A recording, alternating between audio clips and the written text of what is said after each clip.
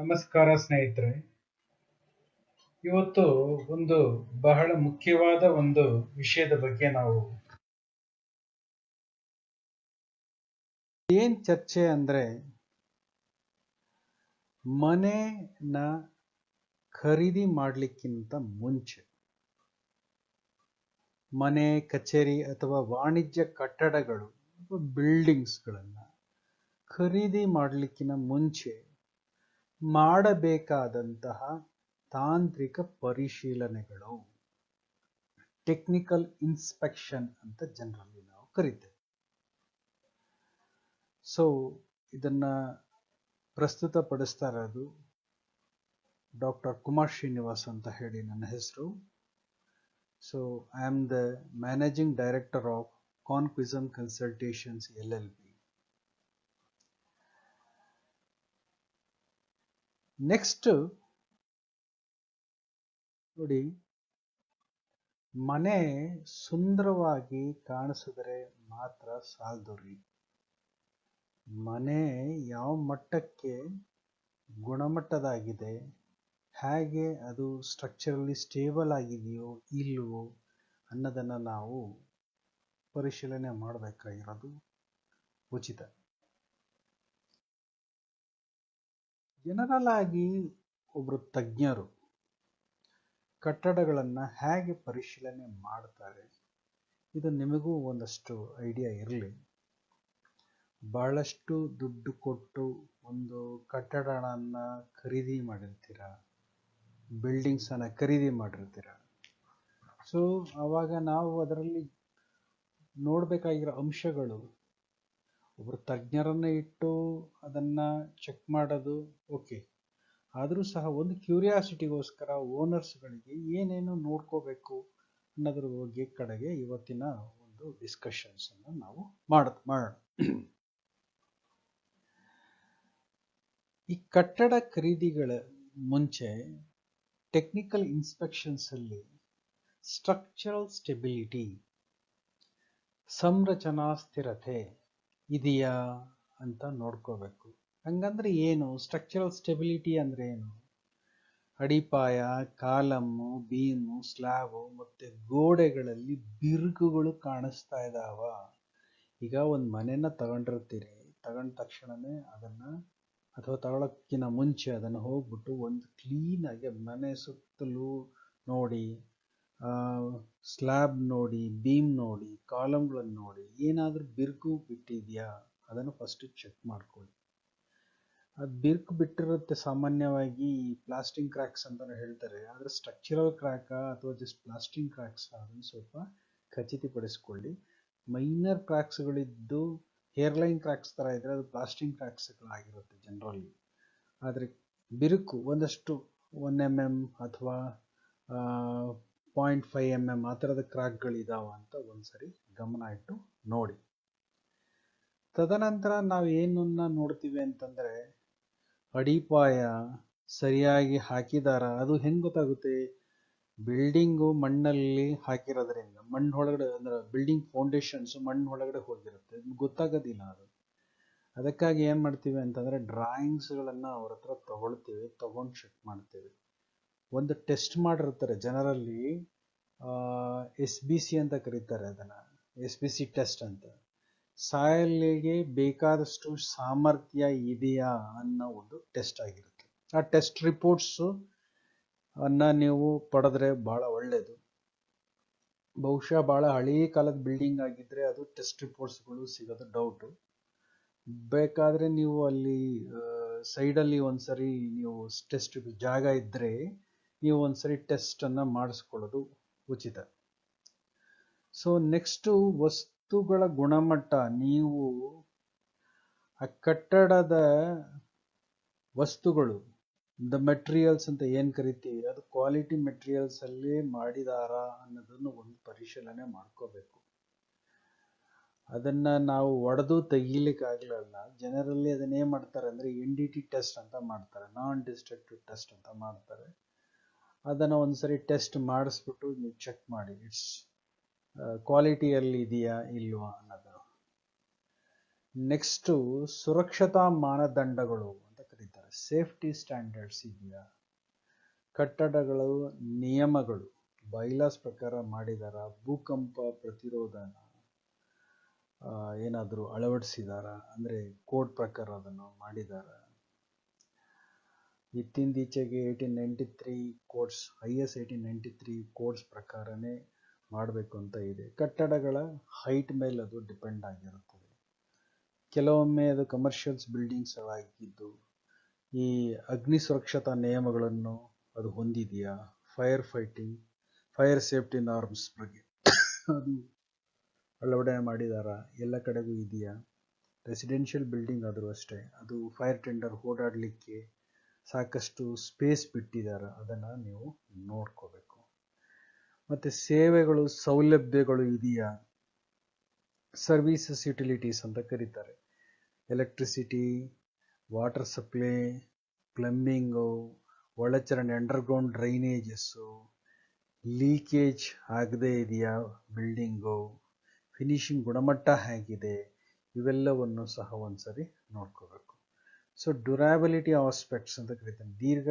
ದೀರ್ಘಾವಧಿ ಸಮಸ್ಯೆಗಳು ಏನಾದರೂ ಇದೆಯಾ, ತುಂಬ ಕಾಡುವಂಥ ಸಮಸ್ಯೆಗಳು, ತೇವಾಂಶ, ಮಳೆ ಬಂದರೆ ತೇವಾಂಶ, ಒಂದು ರೀತಿ ಎಲ್ಲೋ ಡಿಸ್ಟ್ರೆಸ್ ಆಗಿರೋದು, ಹಾನಿ ಎಲ್ಲೋ ಸ್ಪಾಲ್ ಆಫ್ ಆಗಿರೋದು, ಡಿಸ್ಟ್ರೆಸ್ ಆಗಿತ್ತು, ಆ ರೀತಿ ಏನಾದರೂ ಇದೆಯಾ ಅಂತ ನೋಡಿ. ಓವರ್ ಆಲ್ ಆಗಿ ಇದನ್ನು ನಾನು ಹೇಳಿದ್ದೀನಿ, ಒಂದೊಂದಾಗಿ ಇದನ್ನು ಸ್ವಲ್ಪ ನೋಡ್ಕೊಂಡು ಹೋಗ್ಬಿಡೋಣ. ಸೊ ನೋಡಿ, ಸ್ಟ್ರಕ್ಚರಲ್ ಸ್ಟೆಬಿಲಿಟಿನ ಜನರಲ್ಲಿ ಹ್ಯಾಕ್ ಚೆಕ್ ಮಾಡ್ತಾರೆ ಅಂದರೆ, ಫಸ್ಟು ಈ ಕ್ರ್ಯಾಕ್ಸ್ಗಳು ಎಲ್ಲಿ ಬಿಟ್ಟಿದ್ದಾವೆ ಫಸ್ಟ್ ನೋಡಬೇಕು. ಎಲ್ಲಿ ಫೌಂಡೇಶನ್ಸ್ ಲೈನ್ಸಲ್ಲಿ ಅಥವಾ ಗೋಡೆಗಳು ಮತ್ತು ಫೌಂಡೇಶನ್ಸು ಅಥವಾ ಫ್ಲೋರ್ ಎಲ್ಲಿ ಇಂಟರ್ಸೆಕ್ಟ್ ಆಗ್ತಾ ಇದೆಯೋ ಆ ಜಾಗದಲ್ಲಿ ಏನಾದರೂ ಕ್ರ್ಯಾಕ್ಸ್ಗಳಿದೆಯಾ. ಔಟ್ಸೈಡಲ್ಲಿ ಹೋಗಿ ನೋಡಿ, ಫೌಂಡೇಶನ್ ಲೈನಲ್ಲಿ ಏನಾದರೂ ಕ್ರ್ಯಾಕ್ಸ್ಗಳಿದೆಯಾ. ಈ ರೀತಿ ನೀವು ಈ ಫಿಗರಲ್ಲಿ ನೋಡ್ಬೋದು, ಈ ಪಿಕ್ಚರ್ಸ್ಗಳಲ್ಲಿ ನಾನು ತೋರಿಸಿದ್ದೇನೆ. ಈ ರೀತಿಯಾದಂಥ ಕ್ರ್ಯಾಕ್ಗಳು ಕಾಣಿಸ್ತಾ ಇದ್ದಾವ. ಹಾರಿಜಾಂಟಲ್ ಕ್ರ್ಯಾಕ್ಸ್ ಕಾಣಿಸ್ತಾ ಇದೆ ನೋಡಿ, ಇದು ಒಂದು ರೀತಿಯಾದ ಫೌಂಡೇಶನಲ್ಲಿ ಆಗ್ತಕ್ಕಂಥ ಪ್ರಾಬ್ಲಮ್ಸ್ ಇದು. ಅಥವಾ ವೈಡನ್ ಆಗಿರುತ್ತೆ ಕ್ರ್ಯಾಕ್ಸ್ಗಳು, ಫ್ಲೋರಲ್ ಕ್ರ್ಯಾಕ್ಸ್ಗಳು ಬಂದಿರುತ್ತೆ. ಇದನ್ನು ಜನರಲ್ ಆಗಿ ಏನು ಅಂತ ಹೇಳ್ತಾರೆ ಅಂದರೆ ಅನ್ಈಕ್ವಲ್ ಸೆಟಲ್ಮೆಂಟ್ಸ್ ಅಂತ ಹೇಳ್ತಾರೆ. ಮಣ್ಣು ಕುಸಿಯೋದು ಅಂತ ಹೇಳ್ತಾರೆ.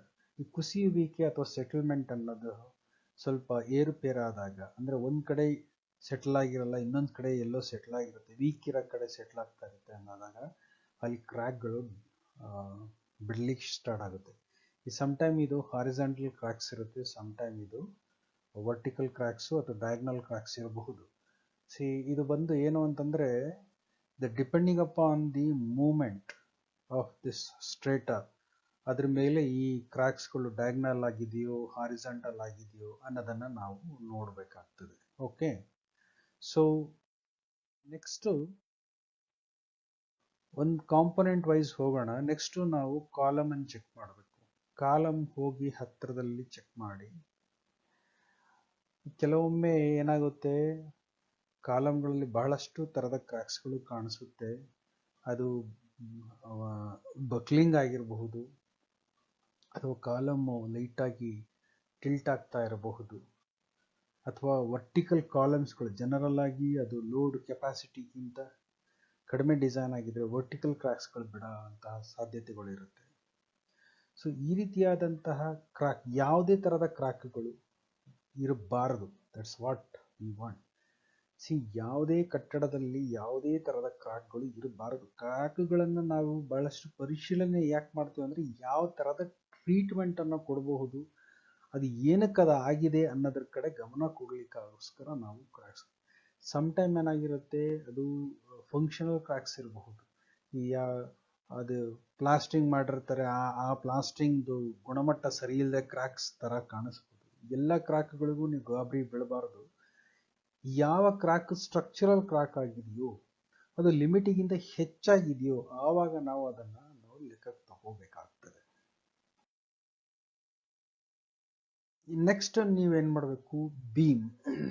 ಪ್ರತಿ ಒಂದು ಕಡೆಗೂ ಬೀಮನ್ನು ಫುಲ್ ಚೆಕ್ ಮಾಡಿ. ಬಿಲ್ಡಿಂಗ್ ಒಳಗಡೆ ಕಂಪ್ಲೀಟ್ ಆಗಿ ಹೋಗಿ ಎಲ್ಲೆಲ್ಲಿ ಬೀಮ್ ಇದೆಯೋ ಅಲ್ಲೆಲ್ಲ ಕಡೆಗೂ ಬೀಮ್ಗಳನ್ನು ಕ್ಲೀನಾಗಿ ಚೆಕ್ ಮಾಡಿ. ಕೆಲವೊಂದು ಬೀಮು ಕಣ್ಣಿಗೆ ಕಾಣಿಸುತ್ತೆ, ಕೆಲವೊಂದು ಬೀಮು ವಾಲ್ ಸಮೇತ ಕ್ಲೋಸ್ ಆಗಿರುತ್ತೆ.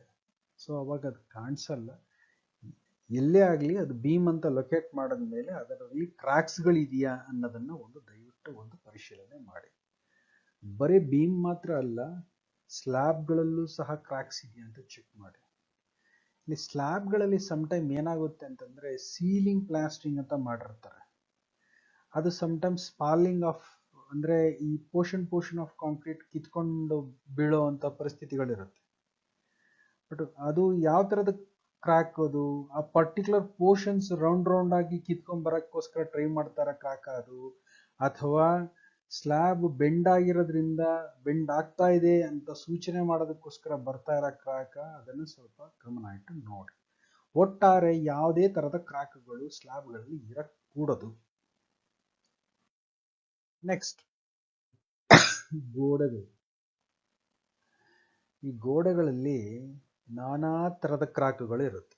Horizontal crack, vertical crack, diagonal crack, stair step cracks ಅಂತ ಈ ರೀತಿಯಾಗಿ ನಾವು ಜನರಲಿ ಡಿವೈಡ್ ಮಾಡ್ಕೊಂಡಿರ್ತೀವಿ ಕ್ರ್ಯಾಕ್ ಕ್ಯಾಟಗರಿಗಳನ್ನು. ಹಾರಿಜಾಂಟಲ್ ಕ್ರ್ಯಾಕ್ ಸಾಮಾನ್ಯ ನೀವು ನೋಡಿರ್ಬೋದು, ಈ ಮನೆಗಳಲ್ಲಿ ಈ ಸೀಲಿಂಗ್ ಲೆವೆಲ್ಸ್ಗಳಲ್ಲಿ ಒಂದು ಹಾರಿಜಾಂಟಲ್ ಕ್ರ್ಯಾಕ್ಸ್ ಇರುತ್ತೆ, ಅಥವಾ ಫ್ಲೋರಿಂಗ್ ಲೆವೆಲ್ಲೂ ಸಹ ಒಂದು ಹಾರಿಜಾಂಟಲ್ ಕ್ರ್ಯಾಕ್ಸ್ಗಳು ಕಾಣಿಸ್ತಾ ಇರುತ್ತೆ. It depends. ಇದು ಬಂದು ಜನರಲ್ ಆಗಿ ಅನ್ಈಕ್ವಲ್ ಸೆಟಲ್ಮೆಂಟ್ಗಳಿಂದನೂ ಸಹ ಆಗಬಹುದು, ಅಥವಾ ಗೋಡೆಗಳನ್ನು ಕಟ್ಟಬೇಕಾದ್ರೆ ಜಾಯಿಂಟ್ಗಳನ್ನು ಸರಿಯಾಗಿ ಸ್ಟಡಿ ಮಾಡದೇನೆ ಅವರು ಕಟ್ಟಿದ್ರೆ ಆವಾಗಲೂ ಸಹ ಈ ರೀತಿಯಾದಂತಹ ಕ್ರ್ಯಾಕ್ಗಳು ಬರಕ್ ಸಾಧ್ಯತೆಗಳಿದ್ದಾವೆ. ಎಸ್ಪೆಷಲಿ ಈ ಮಾರ್ಟ್ರಲ್ಲಿ ಬಾಂಡಿಂಗ್ ಏನಾದರೂ ಕಡಿಮೆ ಆದರೆ ಆ ಲೈನ್ ಕಂಪ್ಲೀಟ್ ಆಗಿ ಕ್ರ್ಯಾಕ್ ಬಿಟ್ಕೊಳ್ಳುತ್ತೆ. ಮಾರ್ಟರು ಮತ್ತೆ ಬ್ರಿಕ್ಸ್ ಪ್ರಾಪರ್ ಆಗಿ ಬಾಂಡ್ ಆಗಬೇಕು. ಈಗ ಕೆಲವೊಮ್ಮೆ ಮಾರ್ಟರು ಬ್ರಿಕ್ಕಿಗೆ ಬಾಂಡ್ ಆಗದೆ ಇದ್ದಾಗ ಮಾರ್ಟರ್ಲಿರೋ ನೀರಿನ ಅಂಶ ಬ್ರಿಕ್ ಕುಡಿದಿದ್ರೆ ಅದು ಮಾರ್ಟರ್ ಪ್ರಾಬಬಲಿ ಸರಿಯಾಗಿ ಸೆಟ್ ಆಗಲ್ಲ, ಇದು ನೀರು ಹೀರ್ಕೊಂಡಿರುತ್ತೆ, ಆ ಜಾಗದಲ್ಲಿ ಡ್ರೈ ಆದಮೇಲೆ ಕ್ರ್ಯಾಕ್ ಕಾಣಿಸುತ್ತೆ. ಸೊ ಆದಷ್ಟು ಬ್ರಿಕ್ಸ್ ಆಗಲಿ ಬ್ಲಾಕ್ಸ್ ಆಗಲಿ ನೀವು ನೀರನ್ನು ಅದಕ್ಕೆ ಹಾಕಿ ಅಥವಾ ಕೆಲವು ಗಂಟೆಗಳ ಕಾಲ ನೀರಿನಲ್ಲಿ ಇಟ್ಟು ಅದನ್ನು ನೀವು ಕನ್ಸ್ಟ್ರಕ್ಷನ್ಸ್ ಮಾಡಿದ್ರೆ ಬಹಳ ಒಳ್ಳೆಯದು. ಸೊ ಇದು ವರ್ಟಿಕಲ್ ಕ್ರ್ಯಾಕ್ಸ್ಗಳು ಜನರಲ್ ಆಗಿ ಈ ಏರುಪೇರು ಸೆಟಲ್ಮೆಂಟ್ಗಳು ಆದಾಗ ಈ ಕಾಣಿಸ್ಕೊಳ್ಳುತ್ತವೆ. ಕೆಲವೊಮ್ಮೆ ಏನಾಗ್ತದೆ ಅಂತಂದ್ರೆ ವರ್ಟಿಕಲ್ ಕ್ರ್ಯಾಕ್ಸ್ಗಳು ಎಲ್ಲಿ ವೀಕ್ ಇರುತ್ತೋ ಗೋಡೆ ಆ ಜಾಗಗಳಲ್ಲಿ, ಅಥವಾ ಯಾವ್ದಾದ್ರು ಓಪನಿಂಗ್ಸ್ ಇದ್ರೆ ಅದರ ಪಕ್ಕದಲ್ಲಿ ಕ್ರ್ಯಾಕ್ಸ್ಗಳು ಕಾಣಿಸ್ಕೊಳ್ಳುವಂತಹ ಸಂಭವ ಇರುತ್ತದೆ. ಕೆಲವೊಮ್ಮೆ ಡಯಾಗ್ನಲ್ ಕ್ರ್ಯಾಕ್ಸ್ಗಳು ಕಾಣಿಸ್ಕೊಳ್ತವೆ. ಡಯಾಗ್ನಲ್ ಕ್ರ್ಯಾಕ್ ಅಂದ್ರೆ ಇದು ಸರಿಯಾಗಿ ಕೆಳಗೆ ಇರುವ ಸಾಯಿಲ್ ಸ್ಟ್ರೇಟಾಗಳು ಸರಿಯಾಗಿ ಸಮತೋಲನವಾಗಿ ಭಾರಗಳನ್ನು ಹೊರಲಿಲ್ಲ ಅಂದ್ರೆ ಅದೇನಾಗುತ್ತೆ, ಆ ಕಡೆ ಈ ಕಡೆಗೆ ಮೂವ್ಮೆಂಟ್ ಆಗಕ್ಕೆ ಶುರು ಆಗುತ್ತೆ. ಆವಾಗ ಅದು ಡಯಾಗ್ನಲ್ ಕ್ರ್ಯಾಕಿಗೆ ಲೀಡ್ ಮಾಡಿ ಬಿಡುತ್ತೆ. ಇನ್ನು ಸ್ಟೇರ್ ಸ್ಟೆಪ್ಸ್ ಕ್ರ್ಯಾಕ್ಸ್ ಅಂತಂದ್ರೆ ಮಾರ್ಟ್ರು ಸಹ ಕ್ವಾಲಿಟಿ ಇರಲ್ಲ, at the same time settlement problem ಇರುತ್ತೆ. ಸೊ ದಾಟ್ ಟೈಮ್ ಆಟೋಮೆಟಿಕಲಿ ಈ ಥರ ಸ್ಟೆಪ್ಸ್ಗಳು ಕ್ರಿಯೇಟ್ ಆಗಕ್ಕೆ ಶುರು ಆಗುತ್ತೆ. ಒಂದು. ಎರಡನೇದು, ಜಾಯಿಂಟ್ಸ್ಗಳನ್ನು ಕರೆಕ್ಟಾಗಿ ವರ್ಟಿಕಲ್ ಜಾಯಿಂಟ್ಸ್ಗಳು ಡಿಸ್ಕಂಟಿನ್ಯೂಟಿ ಇರಬೇಕು. ವರ್ಟಿಕಲ್ ಜಾಯಿಂಟ್ಸ್ಗಳು ಎಲ್ಲೂ ಕಂಟಿನ್ಯೂಟಿ ಇರಬಾರ್ದು. ಆ ರೀತಿಯಾದಂತಹ ಒಂದು ಸನ್ನಿವೇಶಗಳು ಬಂದ್ರೂ ಸಹ ಈ ಥರ ಸ್ಟೇರ್ ಸ್ಟೆಪ್ಸ್ ಕ್ರ್ಯಾಕ್ಸ್ಗಳು ಕಾಣಿಸ್ಕೊಳ್ಳುತ್ತೆ. ನೆಕ್ಸ್ಟು ಮಣ್ಣು ಮತ್ತು ಅಡಿಪಾಯ. ಇದನ್ನ ಈಗ ಮನೆ ಖರೀದಿ ಮಾಡಿದ್ಮೇಲೆ ಫುಲ್ ಎಲ್ಲಿ ಮಣ್ಣನ್ನು ಎಲ್ಲಿ ಕೆಳಗಡೆ ಹೋಗಿ ಎಲ್ಲಿಂದ ತೆಗಿಲಿಕ್ಕೆ ಆಗ್ತದೆ, ನಾನು ಹೇಳಿದ್ನಲ್ಲ ಆ ಥರ. ಸೊ ನೀವು ಮಣ್ಣನ್ನು ಪಕ್ಕದಲ್ಲಿ ಸ್ವಲ್ಪ ಸ್ಥಳ ಇದ್ರೆ ನೀವು ಅದನ್ನು ಪರಿಶೀಲನೆ ಮಾಡೋದು ಒಳ್ಳೆಯದು. ಇಲ್ಲ ಓನರ್ಗಳ ಹತ್ರ ಏನಾದರೂ ಅದ್ರ ಬಗ್ಗೆ SPC ರಿಪೋರ್ಟ್ಸ್ಗಳು ಏನಾದರೂ ಸಿಕ್ಕಿದ್ರೆ ಮಣ್ಣನ್ನು ಪರಿಶೀಲನೆ ಮಾಡಿರ್ತಾರೆ. ಎಷ್ಟು ಕೆಪಾಸಿಟಿ ಇದೆ ಆ ಮಣ್ಣು, ಆ ತೂಕ ಹೊರ್ಲಿಕ್ಕೆ ಸಾಧ್ಯನಾ ಅಂತ. ಮಣ್ಣಿನ ಆ ಕೆಪಾಸಿಟಿ ಅಂದರೆ ಸಾಯಿಲ್ ಬೇರಿಂಗ್ ಕೆಪಾಸಿಟಿ ಮೇಲೆ ಅವರು ಫೌಂಡೇಶನ್ಸ್ ಅನ್ನು ಡಿಸೈನ್ ಮಾಡ್ತಾರೆ. ಆ ಮಾಡಿರೋ ಫೌಂಡೇಶನ್ನು SPC ಮೇಲೇನೆ ಮಾಡಿದಾರ ಅನ್ನೋದನ್ನ ದಯವಿಟ್ಟು ಪರಿಶೀಲನೆ ಮಾಡ್ಕೊಳ್ಳಿ. ಕೆಲವೊಮ್ಮೆ ಏನಾಗುತ್ತೆ ಅಂತಂದ್ರೆ ಅವರು G+1 2 ಮಾಡ್ಕೊಂಡಿರ್ತಾರೆ, ಫೌಂಡೇಶನ್ಸ್ ಅನ್ನು ತಜ್ಞರ ಹತ್ರ ತಗೊಂಬಂದು ಮಾಡಿದಾರೋ ಅಥವಾ ಸಮ್ ಟೈಮ್ ಈ ಮೇಸನ್ಸ್ಗಳೇ ಕಟ್ಬಿಟ್ಟಿರ್ತಾರ, ಗೊತ್ತಾಗಲ್ಲ. ತಜ್ಞರ ಹತ್ರ ತಗೊಂಡು ಹೋಗಿ ಮಾಡಿದ್ರೆ ಅಂದ್ರೆ ಸ್ಟ್ರಕ್ಚರಲ್ ಕನ್ಸಲ್ಟೆಂಟ್ಗಳು ಕೊಟ್ಟಿದ್ರೆ ಅವರು ಲೆಕ್ಕ ಹಾಕಿ ಎಷ್ಟು ಫ್ಲೋರ್ ಬೇಕೋ ಅಷ್ಟು ಫ್ಲೋರಿಗೆ ಅವರು ಡಿಸೈನ್ ಮಾಡಿ ಕೊಟ್ಟಿರ್ತಾರೆ. ಆ ಒಂದು ಫ್ಲೋರ್ 2 ಫ್ಲೋರ್ ಎಕ್ಸ್ಟ್ರಾ ಕಟ್ಲಿಕ್ಕೆ ಹೋಗೋದು ಅದನ್ನು ಮಾಡಬೇಡಿ. ಯಾರೇ ಆಗಲಿ, ಎಷ್ಟು ಫ್ಲೋರಿಗೆ ಅವರು ಡಿಸೈನ್ ಮಾಡಿದಾರೋ ಅಷ್ಟು ಫ್ಲೋರನ್ನು ಮಾತ್ರ ಕಟ್ಟಿ. ಅಥವಾ ನೀವು ಮೇಲ್ಗಡೆ ಕಟ್ಟಲೇಬೇಕು ಅನ್ನೋ ಉದ್ದೇಶ ಇದ್ರೆ ಅದನ್ನು ಮೊದಲೇ ಸ್ಟ್ರಕ್ಚರಲ್ ಇಂಜಿನಿಯರ್ಸ್ಗಳ ಹತ್ರ ಹೇಳ್ಬಿಡಿ, ನಾವು ಫ್ಯೂಚರಲ್ಲಿ ಎಕ್ಸ್ಟೆಂಡ್ ಮಾಡ್ತಾ ಇದ್ದೇವೆ, ಹಾಗಾಗಿ ನೀವು ಸ್ವಲ್ಪ ನೋಡಿಕೊಂಡು ಡಿಸೈನ್ ಮಾಡಿಬಿಟ್ಟು ಕೊಡಿ ಅಂತ ಹೇಳಿ. ಅದಾಗದೆ ಏನಾಗುತ್ತೆ ಅಂತಂದರೆ ಸಮ್ ಟೈಮು G+2 3 ಮಾಡಿರ್ತಾರೆ, ಅವ್ರು ಕೊನೆ G+5 ಕಟ್ತಾರೆ, ಬಿರುಕುಗಳು ಬಿಡೋಕ್ಕೆ ಶುರು ಆಗುತ್ತೆ. ಸಮ್ ಟೈಮ್ ಬಿಲ್ಡಿಂಗ್ ಬಿದ್ದೋಗೋ ಸ್ಥಿತಿಗಳು ಇರುತ್ತೆ, ಬಿಕಾಸ್ ಆ ಮಣ್ಣನ್ನು ಪರಿಶೀಲನೆ ಮಾಡಿರಲ್ಲ. ಎರಡನೇದೇನು ಅಂತಂದರೆ ಆ ಡಿಸೈನು ಆ ಮಣ್ಣಿನ ಕೆಪಾಸಿಟಿ ಇರಲ್ಲ. ಎಷ್ಟು ಸ್ಲ್ಯಾಬ್ ಬಿಡುತ್ತೆ, ಎಷ್ಟು ಫುಟಿಂಗ್ ಬಿಡುತ್ತೆ ಬ್ಲೇಕು, ಅಷ್ಟು ಫುಟಿಂಗ್ ಬಿಡುತ್ತಲ್ಲಿ ಇರಲ್ಲ. ಯಾವುದೋ ಲೆಕ್ಕಕ್ಕೆ ಯಾವತ್ತೋ ಮಾಡೋದು, ತದನಂತರ ಯಾವುದೋ ಲೆಕ್ಕಾಚಾರದಲ್ಲಿ ಅದನ್ನು ಇನ್ಕ್ರೀಸ್ ಮಾಡ್ತಾ ಹೋಗೋದು. ನಿಮ್ಮ ಮನೆ, ನಿಮ್ಮ ಆಸ್ತಿ, ಅದನ್ನು ದಯವಿಟ್ಟು ಗಮನವಿಟ್ಟು ಚೆಕ್ ಮಾಡಿ, ಚೆಕ್ ಮಾಡಿಸ್ಕೊಳ್ಳಿ. ಖರೀದಿ ಮಾಡಿದ್ದೀರಾ, ನಮ್ಮ ಹತ್ರ ಡಾಕ್ಯುಮೆಂಟ್ಗಳಿಲ್ಲ, ಯಾವುದು ಫೌಂಡೇಶನ್ ಡಿಸೈನ್ ಡೀಟೇಲ್ಸ್ ಇಲ್ಲ ಅಂದರೆ ಒಂದ್ಸರಿ NDT ಚೆಕ್ ಅಂತ ಮಾಡ್ತಾರೆ, ನಾನ್ ಡಿಸ್ಟ್ರಕ್ಟಿವ್ ಟೆಸ್ಟ್ ಅಂತ ಮಾಡ್ತಾರೆ, ನಾವೇ ಮಾಡ್ತೀವಿ ಅದನ್ನು ಒಂದ್ಸರಿ ಮಾಡಿಸ್ಕೊಳ್ಳಿ. ಗೊತ್ತಾಗುತ್ತೆ ಅಟ್ಲೀಸ್ಟ್ ಏನು ಕೆಪಾಸಿಟಿ ಇದೆ, ಮೇಲ್ಗಡೆ ಕಟ್ಟಬೋದಾ ಕಟ್ಟಬಾರ್ದಾ, ಇಲ್ಲ ಇರೋದನ್ನೇ ಇಟ್ಕೋಬೇಕಾಗುತ್ತೆ. So this is minimum thing that you should know about it. ಭೂಗತ ಜಲಮಟ್ಟ, that is ground water table ಇರುತ್ತೆ. ಈ ಫೌಂಡೇಶನ್ ಹಾಕ್ಬೇಕು, ಮನೆ ಕಟ್ಟೋರು ನಾನು ಹೇಳ್ತಾ ಇದ್ದೀನಿ, ನೀರಿನ ಒಂದು ನೀವು ಅಂದರೆ ಗ್ರೌಂಡ್ ವಾಟರ್ನ ನೀವೇನಾದರೂ ಎನ್ಕೌಂಟರ್ ಮಾಡಿದ್ರೆ ದಯವಿಟ್ಟು ನಿಮ್ಮ ತಜ್ಞರ ಹತ್ರ ತಿಳಿಸಿ, ಇದು ನೀರು ಅಗಿಬೇಕಾರೆ ನೀರು ಬರ್ತಾ ಇದೆ. ಅಥವಾ ನೀವೇನಾದರೂ SPT ಟೆಸ್ಟ್ ಮಾಡಿಸಿದ್ರೆ ಅವರೇ ಹೇಳ್ಬಿಡ್ತಾರೆ ಈ ಡೆಪ್ತಲ್ಲಿ ನೀರಿದೆ ಅಂತ ಹೇಳಿ. ಸಾಮಾನ್ಯವಾಗಿ ಕೆಲವರು ಏನು ಮಾಡ್ತಾರೆ, SPT ಟೆಸ್ಟ್ ಯಾವ ಟೆಸ್ಟು ಮಾಡಿಸಲ್ಲ, ಡೈರೆಕ್ಟಾಗಿ ಏನೋ ಒಂದು ಬ್ಲೈಂಡಾಗಿ 5 ಅಡಿ ಹಾಕ್ಬಿಡಿ ಪಾಯ, 6 ಅಡಿ ಹಾಕ್ಬಿಡಿ ಪಾಯ ಅಂತ ಒಂದು ಅವರ ಅನುಭವದ ಶ್ರೇಣಿಯಲ್ಲಿ. ನಾನು ಇಲ್ಲಿ ಅನುಭವಕ್ಕೆ ನಾನು ಯಾವ ರೀತಿಯಾದ ಮಾತುಗಳು ಹೇಳ್ತಾ ಇಲ್ಲ. ದಯವಿಟ್ಟು ಇಂಜಿನಿಯರಿಂಗ್ ಮೆಥಡಾಲಜಿ ಏನಿದೆ ಅದನ್ನು ನೀವು ಫಾಲೋ ಮಾಡಿ. ನೀವು 1 ಅಂತಸ್ತಿನ ಮನೆ ಕಟ್ಟುತ್ತೀರೋ ಅಥವಾ 10 ಅಂತಸ್ತಿನ ಮನೆ ಕಟ್ತೀರೋ ಅದು ನಿಮಗೆ ಬಿಟ್ಟಿದ್ದು. ಆದರೆ ಒಮ್ಮೆ ಪರಿಶೀಲನೆ ಮಾಡಿ ಮನೆ ಕಟ್ಟಿ, ಅದು ಬಹಳ ಮುಖ್ಯವಾದ ಒಂದು ವಿಷಯ. ಸೊ ನೀರಿನ ಅಂತರ್ಜಲ ಅಂತಾರಲ್ಲ, ಗ್ರೌಂಡ್ ವಾಟರ್ ಏನಾದರೂ ಇದೆಯಾ ಅದನ್ನು ಫಸ್ಟ್ ಚೆಕ್ ಮಾಡ್ಕೊಳ್ಳಿ. ಗ್ರೌಂಡ್ ವಾಟರ್ ಇದ್ದರೆ ಅದ್ರ ಫೌಂಡೇಶನ್ ಶೈಲಿನೇ ಬೇರೆ ಥರ ಚೇಂಜ್ ಮಾಡಬೇಕಾಗ್ತದೆ. ಗ್ರೌಂಡ್ ವಾಟರ್ ಇದ್ದರೆ ಸಾಮಾನ್ಯವಾಗಿ ಆ ಮಣ್ಣಿನ ಸ್ಥಿತಿಗಳು ಬೇರೆ ಥರದಲ್ಲಿ ಬಿಹೇವ್ ಆಗ್ತದೆ. ಸೊ ಇದನ್ನು ಗಮನ ಇಟ್ಕೊಳ್ಳಿ. ಕೆಲವೊಮ್ಮೆ ನೀರು ಬರ್ತಾ ಇರುತ್ತೆ, ಇವ್ರದ್ದೇ ಯಾವುದೋ ಒಂದು ರೀತಿಯಾದ ಕಾನ್ಸೆಪ್ಟ್ಸಲ್ಲಿ ಫೌಂಡೇಶನ್ ಹಾಕಿ ಮುಗಿಸಿರ್ತಾರೆ, ನಂತರ 2 ವರ್ಷ ಆದಮೇಲೆ ಅದು ಲೈಟಾಗಿ ಕುಸಿತಾ ಇರುತ್ತೆ. ಸೊ ಅಂಡರ್ಸ್ಟ್ಯಾಂಡ್, ಆಗದೇ ಇಲ್ಲ ಅಂತ ಹೇಳ್ತಾ ಇಲ್ಲ, ನೀರು ಬರ್ತಾ ಇದೆಯಾ ಫೌಂಡೇಶನ್ ತೆಗಿಬೇಕಾದ್ರೆ ಅದನ್ನು ಫಸ್ಟ್ ನಿಮ್ಮ ತಜ್ಞರ ಹತ್ರ ಹೇಳಿ, ಈ ಥರ ನೀರು ಬರ್ತಾ ಇದೆಯಪ್ಪ, ಈ ಡೆಪ್ತಲ್ಲಿ ನೀರು ಬರ್ತಾ ಇದೆ. ಯಾಕಂದರೆ ನೀವು ಅಗೆಕ್ಕಿನ ಮುಂಚೆನೇ ಒಂದು ಡಿಸೈನ್ ತೊಗೊಂಡ್ಬಿಟ್ಟಿರ್ತೀರ, ಅವರು ಟೆಸ್ಟ್ ಮಾಡಿದಾರ ಇಲ್ಲೊಂದು ಯಾವುದೋ ಒಂದು ಅಪ್ರಾಕ್ಸಿಮೇಟ್ SPC ಹಾಕಿ ಕೊಟ್ಟಿರ್ತಾರೆ. You should inform him. SPC test ಮಾಡಿಸೋದು ಬಹಳ ಮುಖ್ಯ ರೀ, ಅದನ್ನು ಫಸ್ಟು ಮಾಡಿಸಿ. ಕಳಪೆ ಕಾರ್ಯನಿರ್ವಹಣೆ. ನೀವು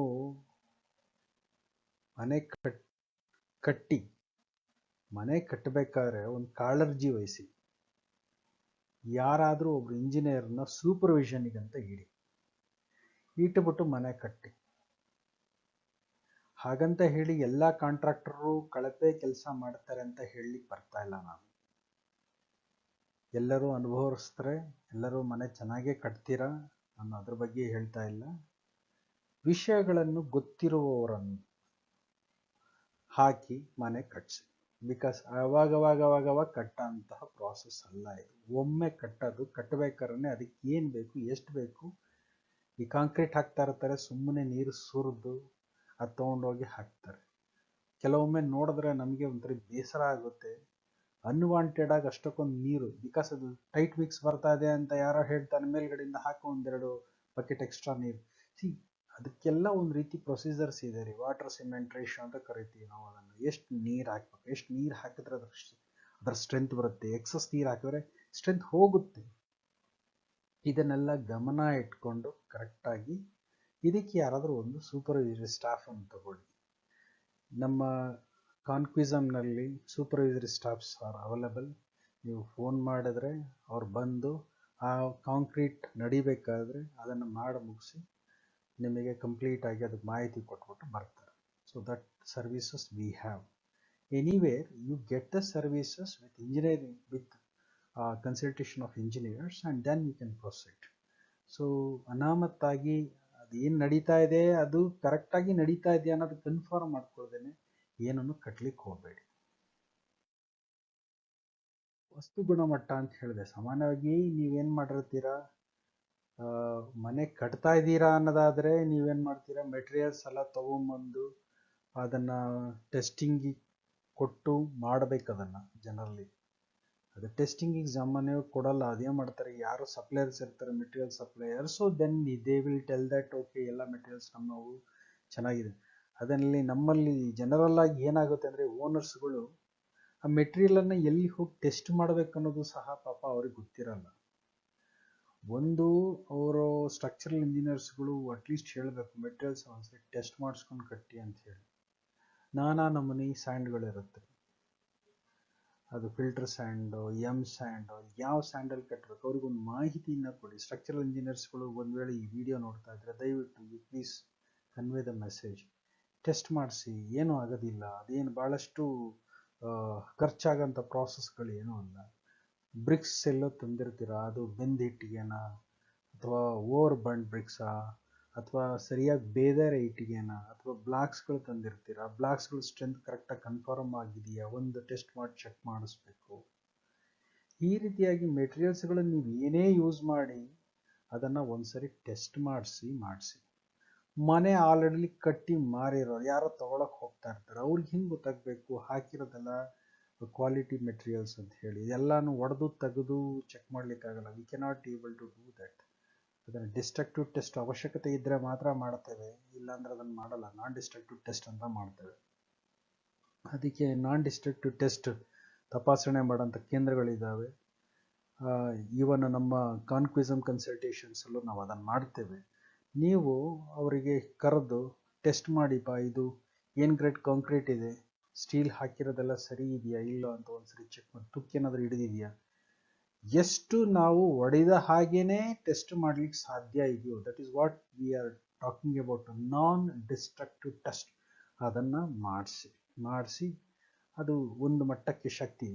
ಕೆಲವೊಮ್ಮೆ ನೀವು ಡ್ರಾಯಿಂಗ್ಸ್ಗಳಿಲ್ಲ ಅಂದರೆ ನಾವು ಫೌಂಡೇಶನ್ಸ್ಗಳನ್ನು ತೆಗೆದು ಒಂದಷ್ಟು ಎಲ್ಲ ಫೌಂಡೇಶನ್ ತೆಗಿಲಿಕ್ಕಾಗಲ್ಲ, ಒಂದಷ್ಟು ಫೌಂಡೇಶನ್ಗಳನ್ನು ತೆಗೆದು ಚೆಕ್ ಮಾಡೋ ಪರಿಸ್ಥಿತಿಗಳು ಉಂಟು. ಸೊ ಆದಷ್ಟು ನೀವು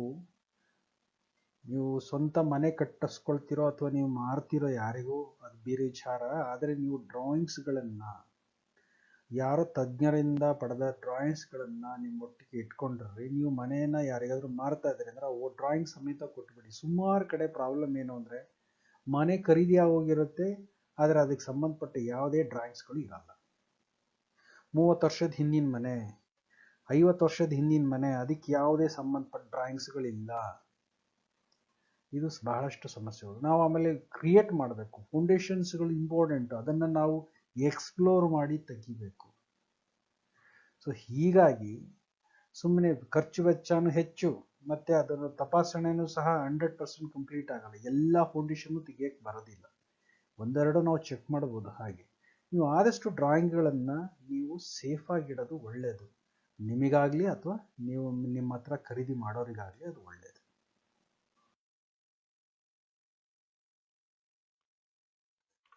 ನಾನು NDT ಟೆಸ್ಟ್ ಬಗ್ಗೆ ಮಾತಾಡ್ತಾ ಇದ್ದೆ. NDT ಟೆಸ್ಟ್ಗಳನ್ನು ಮಾಡಬೇಕಾದ್ರೆ ಕೆಲವು ಇಕ್ವಿಪ್ಮೆಂಟ್ಸ್ಗಳನ್ನು ಅವ್ರು ಯೂಸ್ ಮಾಡ್ತಾರೆ. ಅವ್ರು ಬಂದು ಗೋಡೆಗೆ ಟೆಸ್ಟ್ ಮಾಡ್ತಾರೆ, ಬೀಮ್ಗೆ ಟೆಸ್ಟ್ ಮಾಡ್ತಾರೆ, ಕಾಲಮ್ಗೆ ಟೆಸ್ಟ್ ಮಾಡ್ತಾರೆ. ಅದರಲ್ಲಿ ನಾನಾ ಥರದ ಇಕ್ವಿಪ್ಮೆಂಟ್ಗಳಿದೆ. ಅದನ್ನು ನಾನು ಇನ್ನೊಮ್ಮೆ ಯಾವತ್ತಾದರೂ ಸಮಯ ಸಿಕ್ಕರೆ ನಾನು ಹೇಳ್ತೀನಿ. UPVT ಟೆಸ್ಟ್ ಅಂತ ಕರಿತೀವಿ, ರಿಬೌಂಡ್ ಹ್ಯಾಮರ್ ಟೆಸ್ಟ್ ಅಂತ ಕರಿತೀವಿ, ಆಮೇಲೆ ಹಾಫ್ ಸೆಲ್ ಟೆಸ್ಟ್ ಅಂತ ಕರಿತೀವಿ, ಏನಾದ್ರು ತುಕ್ಕಿ ಏನಾದರೂ ಜಾಸ್ತಿ ಹಿಡಿದಿದೆಯಾ, ಕಾರ್ಬನೇಷನ್ ಟೆಸ್ಟ್ ಅಂತ ಕರಿತೀವಿ, ಏನಾದರೂ ಕಾರ್ಬನ್ ಕಂಟೆಂಟ್ ಎಷ್ಟು ದೂರದ ತನಕ ಅದರಲ್ಲಿ ವ್ಯಾಪಿಸಿದೆ ಅಂತ ನೋಡಲಿಕ್ಕೆ. ಇದರ ಬಗ್ಗೆ ಒಂದು ಸಪರೇಟ್ ಆದ ವಿಡಿಯೋನ ನಾನು ಮಾಡಿ ಹಾಕ್ತೇನೆ, ಯಾವುದು ಟೆಕ್ನಿಕಲ್ ಗೈಡೆನ್ಸ್ ಪ್ರಕಾರ ಹೇಗೆ ಮಾಡ್ತಾರೆ ಏನು ಅಂತ ಹೇಳಿ. ಇಷ್ಟು ವಿಷಯಗಳನ್ನು ನೀವು ಗಮನದಲ್ಲಿ ಇಟ್ಕೊಳ್ಳಿ. ನೆಕ್ಸ್ಟ್ ನಾವು ಸುರಕ್ಷತಾ ಮಾನದಂಡಗಳ ಬಗ್ಗೆ ಮಾತಾಡೋದಾದರೆ, ಮನೆ ಕಟ್ಟಬೇಕಾದ್ರೆ ತುಂಬ ಸ್ಟ್ಯಾಂಡರ್ಡ್ಸ್ಗಳನ್ನು ಬಳಸಿ. ಸೇಫ್ಟಿ ಸ್ಟ್ಯಾಂಡರ್ಡ್ಸ್ ಅಂದರೆ ಸಾಮಾನ್ಯವಾಗಿ G+1 G+2 ಮನೆಗಳು ಕಟ್ಟಬೇಕಾದ್ರೆ ಯಾರೂ ಈ ಸೇಫ್ಟಿ ಸ್ಟ್ಯಾಂಡರ್ಡ್ಸ್ ಬಗ್ಗೆ ಮಾತಾಡಲ್ಲ. ಯಾಕಂದರೆ ಆಕ್ಸಿಡೆಂಟ್ಸ್ಗಳು ಭಾಳ ಕಡಿಮೆ ಆಗುತ್ತೆ ಅನ್ನೋ ಒಂದು ಉದ್ದೇಶದಲ್ಲಿ. ಇದು ಮನೆ ಚಿಕ್ಕದೋ ದೊಡ್ಡದೋ ನೀವು ಸೇಫ್ಟಿ ಸ್ಟ್ಯಾಂಡರ್ಡ್ಸ್ಗಳನ್ನು ಬಳಸೋದು ಭಾಳ ಒಳ್ಳೆಯದು. ದೊಡ್ಡ ಮನೆ ಆದರೆ ನಾವು ಮಾಡ್ತಾ ಇದ್ವಿ, ಚಿಕ್ಕ ಮನೆ ಹಾಗಾಗಿ ನಾವೇನು ತಲೆಗೆಡಿಸ್ಕೊಳ್ಳಲ್ಲ, ಈ ರೀತಿಯಾಗಿ ಬೇಡ. ಚಿಕ್ಕ ಮನೆನೋ ದೊಡ್ಡ ಮನೆನೋ ಕ್ಯಾಶುಯಾಲಿಟಿ ಈಸ್ ಅ ಕ್ಯಾಶುಯಾಲಿಟಿ ಅಲ್ವಾ. ಹಾಗಾಗಿ ಮನೆ ಕೆಲವೊಮ್ಮೆ G+4, 5, 6, 7 ಈ ಮನೆಯದು ಹೈಟ್ ಜಾಸ್ತಿ ಆಗ್ತಾ ಇದ್ದಂಗೆ ನೀವು ಸೇಫ್ಟಿ ಸ್ಟ್ಯಾಂಡರ್ಡ್ಸ್ಗಳನ್ನು ಜಾಸ್ತಿ ಮಾಡಬೇಕಾಗ್ತದೆ. ಕೆಲವೊಮ್ಮೆ ಮನೆ ಕಟ್ತಾ ಇರ್ತಾರೆ, ಹೈಟಲ್ಲಿ ಇರ್ತಾರೆ, ಕೆಳಗಡೆ ಬೇರೆ ಥರದಲ್ಲಿ ಆಕ್ಸಸ್ ಇರುತ್ತೆ, ಅದು ಯೂಸ್ ಮಾಡ್ತಾ ಇರ್ತಾರೆ, ಜನಗಳು ಓಡಾಡ್ತಿರ್ತಾರೆ, ಮೆಟೀರಿಯಲ್ಸ್ಗಳ ಮೇಲಿಂದ ಬೀಳೋ ಸಾಧ್ಯತೆಗಳಿರುತ್ತೆ. ಮನೆಯ ಓನರು ಅಥವಾ ಮನೆಯ ಇಂಜಿನಿಯರು ಇದರ ಕಡೆ ಬಹಳ ಗಮನ ವಹಿಸಿ. ಸುಮಾರು ಕಡೆ ಈ ಕನ್ಸ್ಟ್ರಕ್ಷನ್ಸ್ ಆಕ್ಸಿಡೆಂಟ್ಸ್ಗಳು ಕಂಡು ಬರ್ತಾ ಇದೆ. ಹಾಗಾಗಿ ಅದರ ಕಡೆ ಗಮನ ಕೊಡೋದು ಬಹಳ ಒಳ್ಳೆಯದು. ನೆಕ್ಸ್ಟು ಕಟ್ಟಡದ ನಿಯಮಗಳು, ಬೈಲಾಸ್ ಅಂತ ಕರೀತಾರೆ. ನೀವು ಯಾವ ರಾಜ್ಯಕ್ಕೆ ಸಂಬಂಧಪಟ್ಟಿದ್ದೀರೋ, ಅಂದರೆ ನಮ್ಮ ಕರ್ನಾಟಕ ರಾಜ್ಯಕ್ಕೆ ಒಂದು ಬೈಲಾ ಇದೆ. ಎಲ್ಲ ರಾಜ್ಯಕ್ಕೂ ಅವ್ರವ್ರದ್ದೇ ಆದಂಥ ಬೈಲಾಗಳಿದೆ. ನಮ್ಮ ರಾಜ್ಯದ ಒಂದು ಬೈಲಾ ಇದೆ. ಹಾಗಾಗಿ ಅದನ್ನು ನೀವು ಆ ಬೈಲಾಗಳನ್ನು ಪ್ರಕಾರನೇ ನಕಾಶೆಯನ್ನು ರೂಪಿಸಿರ್ತಾರೆ, ಮ್ಯಾಪನ್ನು ಕ್ರಿಯೇಟ್ ಮಾಡಿರ್ತಾರೆ, ಬಿಲ್ಡಿಂಗ್ ಮ್ಯಾಪ್ಸ್ಗಳನ್ನು. ಎಷ್ಟು ಸೆಟ್ ಬ್ಯಾಕ್ಸ್ ಬಿಡಬೇಕು, ಮನೆ ಮುಂದೆ ಎಷ್ಟು ಬಿಡಬೇಕು, ಹಿಂದೆ ಎಷ್ಟು ಬಿಡಬೇಕು, ಸೈಡಲ್ಲಿ ಎಷ್ಟು ಬಿಡಬೇಕು, ಅದನ್ನೆಲ್ಲ ಬಿಟ್ಟು ಎಷ್ಟರಲ್ಲಿ ಕಟ್ಟಬೇಕು, ಇದನ್ನು ಒಬ್ಬರು ತಜ್ಞರ ಹತ್ರ ನೀವು ಹೋಗಿ ಅದನ್ನು ಕೇಳಿಕೊಂಡು ಅದನ್ನು ನೀವು ಮಾಡಬೇಕು. ಈ ಬಿಲ್ಡಿಂಗ್ ಬೈಲಾಸ್ ಬಗ್ಗೆ ಸಪರೇಟ್ ಇನ್ನೊಂದು ವಿಡಿಯೋದಲ್ಲಿ ನಾವು ಡಿಸ್ಕಸ್ ಮಾಡೋಣ. ಹಾಗೇನೆ ಫೈರ್ ಫೈಟಿಂಗ್ ಆಸ್ಪೆಕ್ಟ್ಸ್ ಇದೆಯಾ, ಈ ಬೆಂಕಿ ಅನಾಹುತಗಳಾದಾಗ ತಪ್ಪಿಸಿಕೊಳ್ಳಲಿಕ್ಕೆ ಸಪರೇಟ್ ಆಗಿ ಸ್ಟೇರ್ ಕೇಸ್ಗಳನ್ನು ಪ್ರೊವೈಡ್ ಮಾಡಿದಾರಾ. ಅಪಾರ್ಟ್ಮೆಂಟ್ಗಳಾದರೆ ನಾನು ಹೇಳ್ತಿದ್ದೆ, ಇಂಡಿವಿಜುವಲ್ ಬಿಲ್ಡಿಂಗ್ ಅಲ್ಲ, ಸಾಮಾನ್ಯವಾಗಿ ಅಪಾರ್ಟ್ಮೆಂಟ್ಗಳಲ್ಲಿ ಇದರ ಕಡೆ ಬಹಳ ಗಮನ ಕೊಡಬೇಕು. ಎಲ್ಲ ಕಡೆಗೂ ಸ್ಪ್ರಿಂಕ್ಲರ್ಸ್ಗಳು ಇದೆಯಾ, ಬೇಸ್ಮೆಂಟಲ್ಲಿ ಫೈರ್ ಡಿಟೆಕ್ಟರ್ಸ್ಗಳು ಇದೆಯಾ, ಈ ಥರದ ಎಲ್ಲ. ನೀವು ಖರೀದಿ ಮಾಡೋದು ಒಂದೇ ಒಂದು ಅಪಾರ್ಟ್ಮೆಂಟೇ ಆಗಿದ್ರೂ ಸಹ, ಒಂದೇ ಒಂದು ಮನೆ ಆಗಿದ್ರೂ ಸಹ, ಇಡೀ ಬಿಲ್ಡಿಂಗ್ಸಲ್ಲಿ ಎಲ್ಲ ಥರದ ವ್ಯವಸ್ಥೆಗಳು ಇದೆಯಾ, ಎಷ್ಟು ಲಿಫ್ಟ್ ಇದೆ, ಫೈರ್ ಎಸ್ಕೇಪಿಗೆ ಅಂತ ಸಪ್ರೇಟ್ ಲಿಫ್ಟ್ ಇದೆಯಾ, ಅಥವಾ ಸಪ್ರೇಟ್ ಸ್ಟೇರ್ ಕೇಸ್ ಏನಾದರೂ ಇದೆಯಾ, ಅಗ್ನಿ ಅನಾಹುತ ಆಗಬೇಕಾದ್ರೆ ಅದಕ್ಕೆ ಅಂತ ಇವರು ಯಾವ್ಯಾವ ರೀತಿಯಾದಂತಹ ಒಂದು ಮೆಷರ್ಸ್ ತಗೊಂಡಿದ್ದಾರೆ, ಹೈಡ್ರಾಂಟ್ಸ್ಗಳು ಎಲ್ಲ ಕಡೆಗೂ ಕರೆಕ್ಟಾಗಿ ಇಟ್ಟಿದ್ದಾರಾ, ಇವೆಲ್ಲ ಇದೆಯಾ ಅಂತ ಖಚಿತಪಡಿಸ್ಕೊಳ್ಳಿ. ಅದಕ್ಕೆ ಫೈರ್ ಡಿಪಾರ್ಟ್ಮೆಂಟಿಂದಾನೇ ಅಪ್ರೂವಲ್ಗಳು ಕೊಟ್ಟಿರ್ತಾರೆ, ಅದರ ಸರ್ಟಿಫಿಕೇಟ್ಸ್ಗಳು ನಿಮ್ಗೆ ಕೊಟ್ಟಿರ್ತಾರೆ. ಅದನ್ನು ನೀವು ಖರೀದಿ ಮಾಡಬೇಕಾದ್ರೆ ಈ ಫೈರ್ ಸೇಫ್ಟಿ ಬಗ್ಗೆ ಏನೇನು ಡಾಕ್ಯುಮೆಂಟ್ ಇದೆ ಅದನ್ನು ನೀವು ತಗೊಳ್ಳಿ, ಚೆಕ್ ಮಾಡ್ಕೊಳ್ಳಿ. Next structural safety. ಇಷ್ಟ ತನಕ ನಾನು ಮಾತಾಡ್ತಾ ಇದ್ನಲ್ಲ, ಸ್ಟ್ರಕ್ಚರಲ್ ಸೇಫ್ಟಿ, ಬಿಲ್ಡಿಂಗ್ ಸೇಫ್ ಆಗಿದೆ. ಇದಿಷ್ಟು ಬಿಲ್ಡಿಂಗ್ ಬಂದ್ಬಿಟ್ಟು G+3 4 5 what ever it is, ಇದಿಷ್ಟು ಫ್ಲೋರಿಗೆ ಸಮೋಚಿತವಾಗಿ ಇದನ್ನು ಡಿಸೈನ್ ಮಾಡಲಾಗಿದೆ. ಕೆಲವೊಮ್ಮೆ ಏನು ಮಾಡ್ತಾರೆ ಅಂದರೆ G+3 ಡಿಸೈನ್ ಮಾಡಿ ಮೇಲ್ಗಡೆ 2 ಫ್ಲೋರನ್ನು ಎಕ್ಸ್ಟ್ರಾ ಕಟ್ಟಿ ಅದನ್ನು ಓನರ್ಸ್ ಫ್ಲೋರ್ ಅಂತ ಏನು ಮಾಡ್ಕೊಂಡಿರ್ತಾರೆ. ಫಸ್ಟ್ ಆಫ್ ಆಲ್ ಆ ಫ್ಲೋರ್ಸ್ಗಳಿಗೆ ಅಪ್ರೂವಲ್ ಇರಲ್ಲ. ಆ ಥರ ಫ್ಲೋರ್ಸ್ಗಳನ್ನು ಖರೀದಿ ಮಾಡಬೇಡಿ. ಆ ಥರ ಫ್ಲೋರ್ಸಲ್ಲಿರೋ ಬಿಲ್ಡಿಂಗ್ಸ್ಗಳನ್ನು ಅಪ್ರೂವಲ್ ಇದ್ದರೆ ಅದನ್ನು ನೀವು ಮಾಡ್ಕೊಳ್ಳಿ. ನೋಡಿಪ್ಪ, ಇದು ನಿಮ್ಮ ಚಾಯ್ಸಿಗೆ ಬಿಟ್ಟಿದ್ದು. ಆದರೆ ಜನರಲ್ ಆಗಿ ನಾವು ಏನು ಹೇಳ್ತಾ ಇದ್ದೀವಿ ಅಂತಂದರೆ, ಈ ಬಿಲ್ಡಿಂಗ್ಸ್ಗಳು ಇಷ್ಟೇ ನಾರ್ಮ್ಸಲ್ಲಿರಬೇಕು, ಇಷ್ಟೇ ಹೈಟಲ್ಲಿ ಅಕಾರ್ಡಿಂಗ್ ಟು ದ ಡಿಸೈನ್ ಮಾಡಿರಬೇಕು ಅನ್ನೋ ಒಂದು ವಿಚಾರಗಳನ್ನು ನನಗೆ ಹೇಳಿರ್ತಾರೆ. ಸೊ ಹಾಗಾದರೆ ಮೇಲ್ಗಡೆ ಫ್ಲೋರ್ಸ್ಗಳಿರೋದೆಲ್ಲ ಒಂದು ವೇಳೆ ಅದು ಅಪ್ರೂವಲ್ ಇಲ್ಲ, ನಾವು ಖರೀದಿ ಮಾಡ್ಬೋದಾ, ಮಾಡೋಕ್ಕಾಗಲ್ವಾ, ಅದರ ನಂತರ ಅಕ್ರಮ ಸಕ್ರಮಕ್ಕೆ ಒಳಪಡಿಸುತ್ತಾ? I am not the correct person to answer for that particular type of a question. Generally ನೀವು ಏನು ಫ್ಲೋರ್ ತೊಗೊಂಡಿರ್ತದೆ ಅದು ಅಪ್ರೂವಲ್ ಆಗಿರೋ ಫ್ಲೋರ್ ಹಾಕಿದರೆ ಸಮಸ್ಯೆಗಳು ಇರಲ್ಲ. ಅದು ಓನರ್ಸಿಗೆ ಬಿಟ್ಟಿದ್ದು, ಖರೀದಿದಾರನೇ ಬಿಟ್ಟಿದ್ದು. ನಾನು ಇಂಜಿನಿಯರಿಂಗ್ ಆಸ್ಪೆಕ್ಟ್ ಮಾತ್ರ ಮಾತಾಡ್ತಿರೋದ್ರಿಂದ, ಸೊ ನಂಬರ್ ಆಫ್ ಫ್ಲೋರ್ ಜಾಸ್ತಿ ಆದಷ್ಟು ಸ್ಟ್ರೆಸ್ ಜಾಸ್ತಿ ಆಗುತ್ತೆ ಭೂಮಿ ಮೇಲೆ, ಅದು SBC ಕೆಪಾಸಿಟಿ ಕಡಿಮೆ ಮಾಡ್ಕೊಳ್ಳುತ್ತೆ ಅನ್ನೋದನ್ನು ನಾನು ನಿಮಗೆ ಹೇಳ್ತಾ ಇದ್ದೀನಿ ಅಷ್ಟೆ. ಸೌಲಭ್ಯಗಳ ಸುರಕ್ಷತೆ, ಸರ್ವಿಸ್ ಸೇಫ್ಟಿ ಇದೆಯಾ, ವಿದ್ಯುತ್ ವ್ಯವಸ್ಥೆ ಇದೆಯಾ, ಪ್ಲಂಬಿಂಗ್ ವ್ಯವಸ್ಥೆ ಇದೆಯಾ, HVAC ಏನಾದರೂ ಅಳವಡಿಕೆ ಮಾಡಿದಾರ ಕಮರ್ಷಿಯಲ್ ಬಿಲ್ಡಿಂಗ್ ಆಗಿತ್ತು, ಎಲ್ಲ ಥರದಲ್ಲೂ ಅದು ಸೇಫ್ ಆಗಿದೆಯಾ, ಈ ಥರ ಒಂದು. ಇದ್ರ ಬಗ್ಗೆ ನಮಗೆ ಅಷ್ಟಕ್ಕೊಂದು ಐಡಿಯಾ ಇಲ್ಲ. ಇದನ್ನು ನಾವು ಯಾರ ಹತ್ರ ಹೋಗಿ ಕೇಳಬೇಕು? ತಜ್ಞರು ಇದ್ದಾರೆ. ನೀವು ಏನೇನನ್ನು ಚೆಕ್ ಮಾಡ್ಕೋಬೇಕು ಅನ್ನೋದನ್ನು ಒಂದು ಲಿಸ್ಟ್ ಮಾಡಿಕೊಂಡ್ರೆ ಸಾಕು, ಆಟೋಮೆಟಿಕಲಿ ಯಾರಾದರೂ ಒಬ್ಬರು ನಿಮಗೆ ಸಿಕ್ಕೇ ಸಿಗ್ತಾರೆ. ಬಹಳಷ್ಟು ತಜ್ಞರುಗಳಿದ್ದಾರೆ, ಅವ್ರ ಹತ್ರ ನೀವು ಪರಿಶೀಲನೆ ಮಾಡಿಕೊಂಡು ಒಂದಾದ್ಮೇಲೆ ಒಂದನ್ನು ಚೆಕ್ ಮಾಡ್ಕೊಳ್ಳಿ.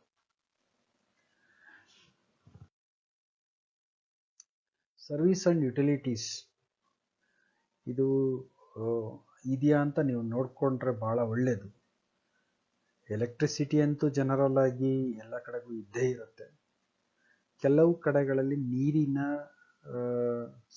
ಸಪ್ಲೈ ಇರಲ್ಲ, ಕಾವೇರಿ ವಾಟರ್ ಇರಲ್ಲ, ಬೋರ್ವೆಲ್ ವಾಟರ್ ಇರುತ್ತೆ.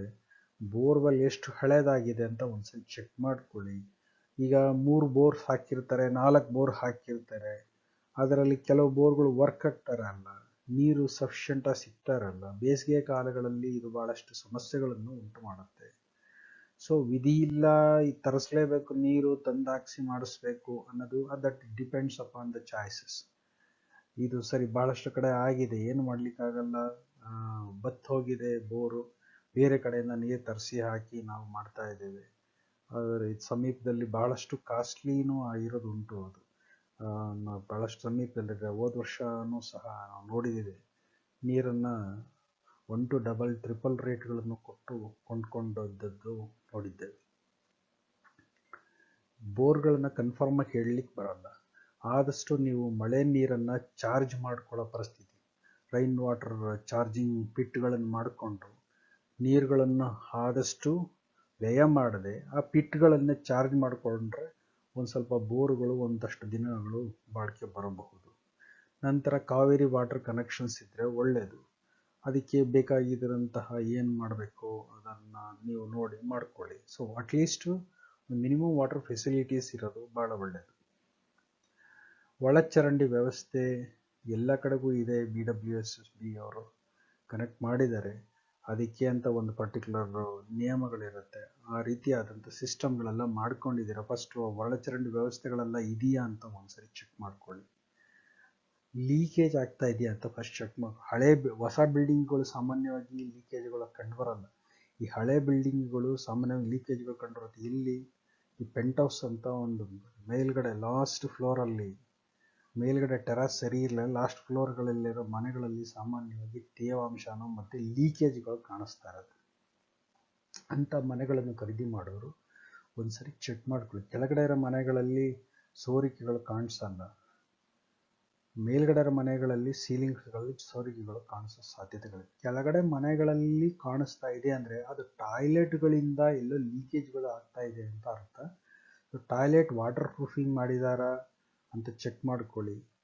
ಪೈಪ್ಸ್ಗಳು, ವಾಟರ್ ಲೈನ್ಸಲ್ಲಿ ಏನಾದ್ರು ಡ್ಯಾಮೇಜ್ ಇದ್ದರೂ ಸಹ ಸಮ್ಟೈಮ್ ಅದು ನಿಮಗೆ ಲೀಕೇಜಸ್ಗಳು ಕಾಣಿಸುತ್ತೆ.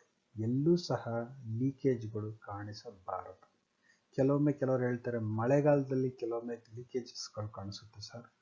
ಬೇಸಿಗೆಯಲ್ಲಿ ಅಷ್ಟು ಕಾಣಿಸಲ್ಲ ಅಂತ ಹೇಳಿ. ಸೊ ಆ ತೇವಾಂಶ ಎಲ್ಲಿದೆ ಅದನ್ನು ಚೆಕ್ ಮಾಡಿ ಅದಕ್ಕೆ ಬೇಕಾಗಿರೋಂಥ ಟ್ರೀಟ್ಮೆಂಟನ್ನು ಕೊಡಿ.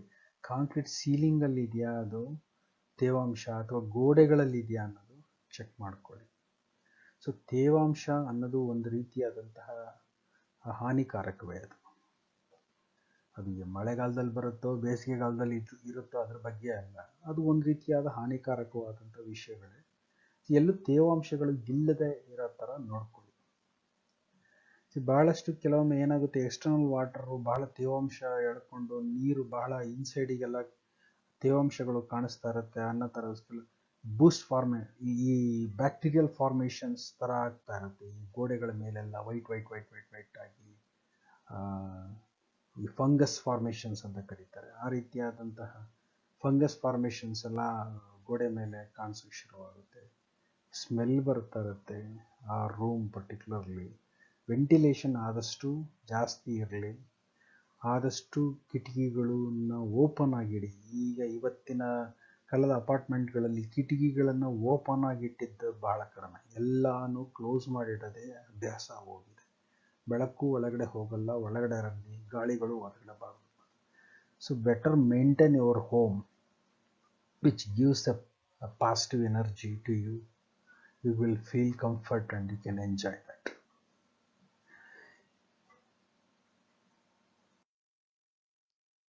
ಸೊ ನೀವು ಖರೀದಿ ಮಾಡಬೇಕಾದ್ರೆ ಇನ್ನೊಂದೆರಡು ಅಂಶಗಳನ್ನು ಹೇಳಿರ್ತೇನೆ. ಈ ಮಾಯಿಶ್ಚರನ್ನ ನೀವು ಅಬ್ಸರ್ವೇಷನ್ಸ್ ಮಾಡಲೇಬೇಕು, ಅದೆಲ್ಲಾದರೂ ಆ ರೀತಿ ಇದೆಯಾ ಅಂತ ಹೇಳಿ. ಅದ್ರ ಜೊತೆಗೆ ಏನಾದರೂ ಈ ಸ್ಟೀಲ್ ಏನಾದರೂ ಕರೋಡೆಡ್ ಆಗಿದೆಯಾ. ಟೈಮ್ ಏನಾಗುತ್ತೆ, ನಿಮಗೆ ಕಣ್ಣಿಗೆ ಕಾಣಿಸೋ ಥರ ಯಾವ ಸ್ಟೀಲ್ಗಳು ಇರಲ್ಲ. ಒಂದು ವೇಳೆ ಇದ್ದರೆ ಅದನ್ನು ಫಸ್ಟ್ ಕಟ್ ಮಾಡಿ ಕ್ಲೀನಾಗಿ ಅನ್ವಾಂಟೆಡ್ ಸ್ಟೀಲ್ಗಳೇನಾದರೂ ಈ ಸಪೋಸ್ ಏನು ಮಾಡಿರ್ತಾರೆ, ಬೀಮ್ನ ಮುಂದಗಡೆ ಪ್ರೊಜೆಕ್ಷನ್ಸ್ ಬಿಟ್ಟಿರ್ತಾರೆ 2-3 ರಾಡ್ಗಳು.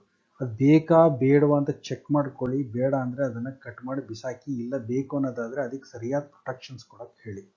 ಕಾಲಮ್ ರಾಡ್ಸ್ಗಳಾದರೆ ಡಮ್ಮಿ ಕ್ಯಾಸ್ಟಿಂಗ್ ಅಂತ ಹೇಳ್ತಾರೆ. ಅದನ್ನು ರಾಡ್ಗಳನ್ನು ಸುತ್ತುವರಿಸಿ ಒಂದು ಕಾಂಕ್ರೀಟಿನ ಒಂದು ಪ್ರೊಟೆಕ್ಷನ್ಸ್ ಹಾಕಬೇಕು. ಜಸ್ಟ್ ಲೈಕ್ ಅದೊಂದು ಕಾಲಮ್ ಥರ ಇರುತ್ತೆ, ಡಮ್ಮಿ ಕಾಂಕ್ರೀಟ್ ಹಾಕಿ ಪ್ರೊಟೆಕ್ಟ್ ಮಾಡಿರ್ತಾರೆ.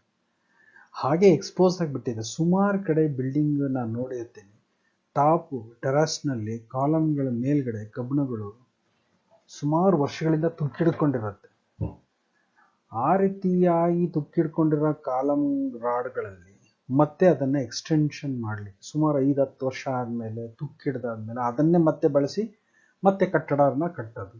ಸ್ಟ್ರೆಂತ್ ಕಳ್ಕೊಂಡಿರುತ್ತದು. ಆ ರೀತಿ ತುಕ್ಕು ಹಿಡಿಲಿಕ್ಕೆ ಬಿಡಲೇಬಾರದು. ಯಾವುದೇ ಸೈಡಲ್ಲಿ ಯಾವುದೇ ಕಾರ್ನರ್ ಆಗಲಿ ರೀನ್ಫೋರ್ಸ್ಮೆಂಟ್ ಅಂತ ಕಾಣಿಸೋದು, ಎಕ್ಸ್ಪೋಸ್ ಆಗೋದು, ಅವರನ್ನ ಬಿಡಲೇಬಾರದು. No where the reinforcement suppose to be exposed. ಅದನ್ನು ಫಸ್ಟು ನೋಡ್ಕೊಳ್ಳಿ. ಅದು ಕಟ್ಟಡ ಖರೀದಿ ಮಾಡಬೇಕಾದ್ರೆ ಎಷ್ಟು ವರ್ಷದ ಹಳೆಯ ಕಟ್ಟಡ ಅನ್ನೋದನ್ನು ಒಂದು ರೀತಿ ಚೆಕ್ ಮಾಡ್ಕೊಳ್ಳಿ. ಏನಾದರೂ ಕೆಮಿಕಲ್ ಅಟ್ಯಾಕ್ಸ್ ಆಗಿದೆಯಾ, ಅಥವಾ ಜಾಸ್ತಿ ಏನಾದರೂ ಕ್ರ್ಯಾಕ್ಸ್ಗಳು ಬಂದಿದೆಯಾ, ಅಥವಾ ಮಳೆ ನೀರು ಸತತವಾಗಿ ಒಂದು ಎಕ್ಸ್ಪೋಸ್ಡ್ ಸರ್ಫೇಸ್ ಮೇಲೆ, ಕೆಲವೊಮ್ಮೆ ಎಕ್ಸ್ಪೋಸ್ಡ್ ಸರ್ಫೇಸ್ ಗೋಡೆಗಳ ಮೇಲೆ, ಎಕ್ಸ್ಟರ್ನಲ್ ಗೋಡೆಗಳ ಮೇಲೆ ಬಿದ್ದು ಬಿದ್ದು ಬಿದ್ದು ಅದು ಬೇರೆ ಥರದಲ್ಲಿ ಏನಾದರೂ ತೊಂದರೆಗಳು ಕೊಡ್ತಾ ಇದೆಯಾ, ಅವೆಲ್ಲವನ್ನು ಸಹ ದಯವಿಟ್ಟು ಗಮನಿಸಿ. ಸೊ ಇಲ್ಲಿ ತನಕ ನಾನು ಇದನ್ನು ವಿಶ್ಲೇಷಣೆ ಮಾಡಿದ್ದೇನೆ. ನನ್ನ ಹೆಸರು ಡಾಕ್ಟರ್ ಕುಮಾರ್ ಶ್ರೀನಿವಾಸನ್ ಅಂತ ಹೇಳಿ. So I am the technical director of the Confism. So ನಾನು ಕಳೆದ 25 ವರ್ಷಗಳಿಂದ ಇದನ್ನು ಪ್ರಾಕ್ಟೀಸ್ ಮಾಡ್ತಾ ಇದ್ದೇನೆ. I am the designer, I am the consultant. Usually ನಾವು ತಪಾಸಣೆಗೆ ಹೋಗ್ತೇವೆ, ನಮ್ಮನ್ನು ತಪಾಸಣೆ ಕರೀತಾ ಇರ್ತಾರೆ. ನಾವು ನಿಮ್ಮಲ್ಲಿ ಕೇಳ್ಕೊಳ್ಳೋದೇನು ಅಂದರೆ, ಯಾರನ್ನಾದರೂ ತಜ್ಞರನ್ನು ಇಟ್ಕೊಂಡು ನೀವು ಬಿಲ್ಡಿಂಗ್ಗಳನ್ನು ಖರೀದಿ ಮಾಡಿ, ಆಮೇಲೆ ಬಿಲ್ಡಿಂಗ್ಗಳಿಗೆ ಯಾವುದೇ ಥರದ ರಿಪೇರ್ಸ್ ಬೇಕು ಅಂತಂದ್ರೂ ಸಹ ತಜ್ಞರ ಸಲಹೆ ಪಡೆದು ನೀವು ಕೊಡಿ. ಭಾಳಷ್ಟು ಏಜೆನ್ಸಿಗಳಿದ್ದಾವೆ, ಅದರಲ್ಲಿ ಟೆಕ್ನಿಕಲ್ ಗೈಡೆನ್ಸ್ ಏಜೆನ್ಸಿಗಳಿದೆಯಾ ಅಂತ ಚೆಕ್ ಮಾಡ್ಕೊಳ್ಳಿ. ಅವರು ತಜ್ಞರೇ, ಅವರು ಅಭಿಯಂತರರೇ ಅಂದರೆ ಇಂಜಿನಿಯರ್ಗಳೇ ಅಂತ ಚೆಕ್ ಮಾಡಿಕೊಂಡು ಅದು ಸೊಲ್ಯೂಷನ್ ಕೊಡೋದಿಲ್ಲ. ಈಗ ಯಾವುದೋ ಒಂದು ಕ್ರೂಡ್ ಮೆಥಡ್ಸ್ ಅಪ್ಲೈ ಮಾಡಿ ಅದಕ್ಕೆ ಟ್ರೀಟ್ಮೆಂಟ್ ಮಾಡೋದು, ಆ ರೀತಿಯಾದಂಥವನ್ನು ಮಾಡೋಕ್ಕೆ ಹೋಗ್ಬಿಟ್ಟು ಸುಮ್ಮನೆ ಹಣವೂ ವೇಸ್ಟು, ನಂತರ ಅದಕ್ಕೆ ಬಾಳಿಕೆ ಇರಲ್ಲ. ಅಂದರೆ durability aspects is also not there. So ನೀವು ನಮ್ಮನ್ನು ಏನಾದರೂ ಸಂಪರ್ಕಿಸಬೇಕು. ನಮ್ಮ ಸಲಹೆಗಳು ಸಾಮಾನ್ಯವಾಗಿ ಎಲ್ಲರಿಗೂ ನಾವು ಸಲಹೆಗಳನ್ನು ಕೊಡ್ತೇವೆ. ಸಮ್ಟೈಮ್ ಫೋನು ಸಹ ಬರ್ತಾ ಇರುತ್ತೆ. ಅಂದರೆ ಫೋನಲ್ಲೂ ಸಹ ಕೆಲವರು ಸಲಹೆಗಳು ಕೇಳ್ತಾರೆ, ಕೆಲವರು ವಿಸಿಟ್ಸ್ ಕೇಳ್ತಾರೆ. We will visit the site and we will express, our team will visit the site and they will explain. So ನೀವು ಈ ಕೊಟ್ಟಿರುವ ನಂಬರಿಗೆ ನೀವು ಫೋನ್ ಮಾಡಿದ್ರೆ ಅದಕ್ಕೆ ಅವರು ಅಟೆಂಡ್ ಮಾಡ್ತಾರೆ. ಅದಕ್ಕೆ ನಂತರ ಏನು ಮಾಡಬೇಕು ಅಂತ ಅವರು ಹೇಳ್ತಾರೆ. ಇಷ್ಟು ನನ್ನ ವಿಡಿಯೋವನ್ನು ನೋಡಿದ್ದಕ್ಕಾಗಿ ನಿಮಗೆಲ್ಲರಿಗೂ ನನ್ನ ನಮಸ್ಕಾರಗಳು. ಹಾಗೂ ನಿಮ್ಮ ಆಸ್ತಿಯನ್ನು ಕಾಪಾಡುವುದು ನಿಮ್ಮ ಆದ್ಯ ಕರ್ತವ್ಯವಾಗಿರುತ್ತೆ. ಹಾಗಾಗಿ ಸರಿಯಾದ ನಿಲುವನ್ನು ನೀವು ತೆಗೆದುಕೊಳ್ಳುತ್ತೀರಾ ಅಂತ ಹೇಳಿ ನಾನು ನಂಬ್ತೇನೆ. Thank you very much.